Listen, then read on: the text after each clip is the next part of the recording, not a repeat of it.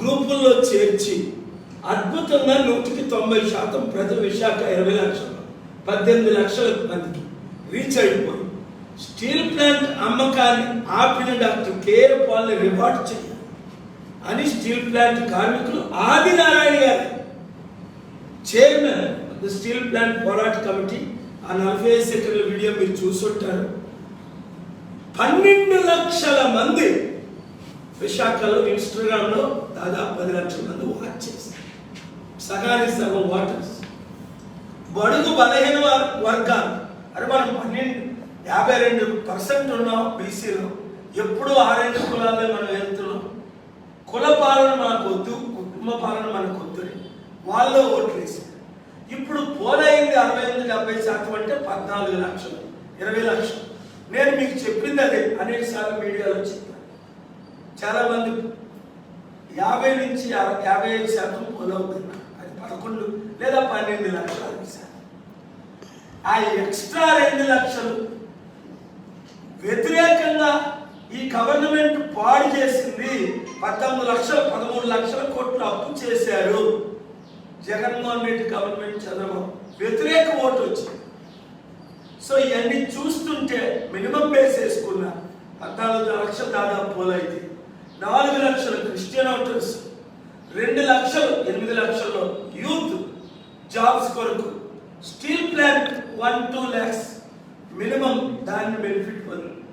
ఇలాగా చూసుకుంటే ఇంకొక 2 lakhs బడుగు బలహీన వర్గాలు దాదాపు 9 నుంచి 10 లక్షల ఓట్లు మనకు పోలాయని మా ఇంటర్నల్ వీళ్ళు సర్వే. అయితే టీడీపీ అభ్యర్థి భరత్కి లాస్ట్ టైం 4 లక్షల ఓట్లు పడ్డాయి.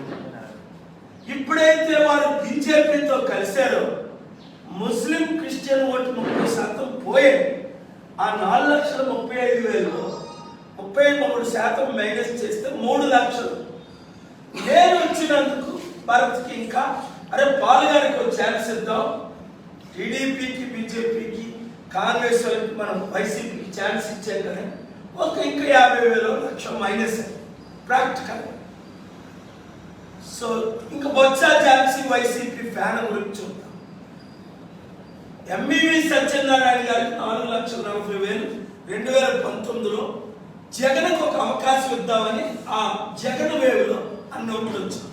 ఇప్పుడు జగన్ వ్యతిరేక వేవ్లో ఓ 30% తీసేసిన దాదాపు 3 లక్షలు వైసీపీకి. బొత్స ఝాన్సీ అనే పేరు వినని వారు 90%. కనుక మరి ఇంకొక ఆవిడంటే ఎవరు తెలియదు, తెలిసిన వాళ్ళకి ఏంటంటే కోర్టు కేసులు, కొడుకుల అవినీతి, కుటుంబ అవినీతి, ఒకే కుటుంబంలో 5 ఎమ్మెల్యేలు ఎంపీలు బొత్స కుటుంబం, మా కుటుంబ పాలన రిజెక్ట్ చేసిన ఇంకో 50,000 1 lakhs బేస్ వీరికి ఒక 2.5 lakhs, వీరికి ఒక 2 lakhs ఇస్తే 4.5 lakhs. కాంగ్రెస్ కు 1-2%, 14 లేదు 28,000. ఇతర ఇండిపెండెంట్ చేసి 15,000. ఇలా 14 లక్షల్లో 2.5-3 భరత్కి ఇచ్చిన, 2.5 ఝాన్సీకి ఇచ్చిన, ఇతరులకి 50 ఇచ్చిన, 5 లక్షలు మైనస్ చేస్తే 9 లక్షల ఓట్లు క్లీన్గా ఉన్నాయి. పోనీ వాళ్ళకి ఇంకొక లక్ష ఇచ్చి భరత్ 2.5 3.5 4 ఇచ్చి ఝాన్సీది 2 3 ఇచ్చిన 7, అందరికి 50 ఇస్తే 7.5, ఇంకా 6.5 lakhs ఉన్నాయి. మార్పు కోరిన వారు, అభివృద్ధి కావాలన్నవారు, మణిపూర్ ఘటన రాకూడదు అన్నది 5 లక్షల్లో కనీసం 4 లక్షలు క్రిస్టియన్స్, నిరుద్యోగులు మాకు ఉద్యోగాలు కావాలన్నవారు 2-3 లక్షలు, అభివృద్ధి కోరుకునేవారు ఎలా చూసుకున్నా తక్కువైతే 7 to 7.5 lakhs, manageable 10 lakhs votes మనకి నాకు కొండ గుర్తుకు పడినట్లు మా అంచనా. అయితే కోర్టులో నేను ఎందుకు వాదించాను? ఫస్ట్ ఫేజ్లో జరగవలసిన ఎలక్షన్ ఏపీ హైకోర్టులో అనేక సార్లు వాదించి 4th ఫేజ్లోకి ఎందుకు తీసుకెళ్లాను? ఈ ఎలక్షన్ కమిషన్ కూడా నాకే క్రెడిట్ ఇచ్చి లెటర్ ఇచ్చారు, మీరు ఆర్గ్యూ చేశారు, మేము 4th పేజ్లో ఎలక్షన్ పెడుతున్నాం. మరలా నేను 7th పేజ్లో పెట్టమంటే ఒక కండిషన్ ఒప్పుకున్నాడు, అసెంబ్లీకి మీకు కొండ ఇస్తామని. గుర్తు, మా ఫస్ట్ చాయిస్, ఎందుకంటే హెలికాప్టర్ తీసేసి కొండ ఇచ్చారు కదా అని నేను ఆ కేసు కంటిన్యూ చేయలేదు.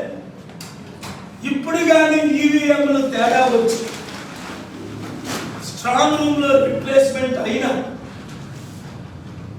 మరలా నేను June 4th తర్వాత 5th నేనే పర్సనల్గా కేసు వేసి ఎవిడెన్స్లన్నీ మేము కలెక్ట్ చేసి ఇంకా కలెక్ట్ చేయబోయి కేసు గెలుస్తాం. ఎందుకంటే స్టీల్ ప్లాంట్ అమ్ముతుంది మోదీ, జగన్, చంద్రబాబు కలిసి, కొంటుంది జగన్ మిత్రులు అదాని, చంద్రబాబు మిత్రులు అదాని, మోదీ మిత్రులు అదాని. దాన్నే అమ్మకుంటా ఆపాను అంటే అది దేవుడి కృప, మీ ప్రార్థన, మీడియా రిపోర్ట్. ప్రజలు నాతో ఉన్నారని నిన్న కంచరపాలెం లాస్ట్ బూత్కి వెళ్ళారు. ఆ వీడియో ఒకసారి వేయండి ప్లీజ్. అంటే జనాలు చూడడానికి ఏంటి, 1000 రూపాయలు ఇచ్చినా 10,000 ఇచ్చినా అలాంటి అభిమానులు ఓట్లకు వస్తారు. ₹1 మేము పంచలేదని అందరికీ తెలుసు.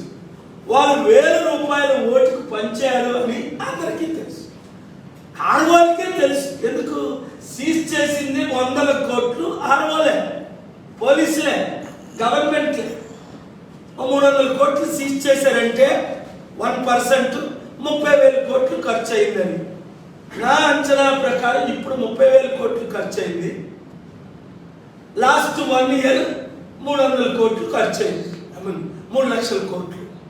ఎందుకంటే ఇదే చివరి ఎలక్షన్. వైసీపీ గెలిస్తే ఇంక టీడీపీ ఉండదు, టీడీపీ గెలిస్తే ఇంక వైసీపీ ఉండదని తెలుసు. ఎందుకంటే చంద్రబాబు నాయుడు జగన్ జైల్లో పెట్టిస్తాడు, జగన్ చంద్రబాబు నాయుడు జైల్లో పెట్టిస్తారు. ఎవరు ఓడిపోతే వాళ్ళు. తమిళనాడులో జయలలిత ఓడిపోయినప్పుడు కరుణానిధిని జైలుకి పంపించారు, అదే పిల్లోతో, అదే ఫ్లోర్లో, అదే రూమ్లో. కరుణానిధి ఓడిపోయినప్పుడు జయలలితను పంపించేవారు. అలాంటి పనికి మాలిన రాజకీయాలు ఆంధ్రప్రదేశ్, తెలంగాణకు వచ్చాయి. నాకైతే చంద్రబాబు నాయుడు గారు సీఎం అయినా, జగన్మోహన్ రెడ్డి గారు సీఎం అయినా నాకు శత్రువులు కారు. ఒక విధంగా శిష్యులే, ఒక విధంగా మిత్రులే. ఎందుకంటే జగన్మోహన్ రెడ్డి గారు తండ్రి గారు, తల్లి గారు, తాత గారు. సో నేను ఎవరికైనా అభివృద్ధి చేయడానికి డబ్బులు తీసుకొస్తాను. గెలిచాను అనే ధైర్యంతో ఈరోజే నేను విశాఖ అభివృద్ధి కొరకు ప్లాన్స్ చేసుకున్నాను.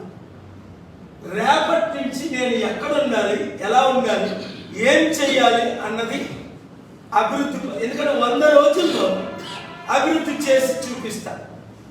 స్టార్ట్ చేసి ఉద్యోగాలు, ఉచిత విద్య, ఉచిత వైద్యం, ఈ 3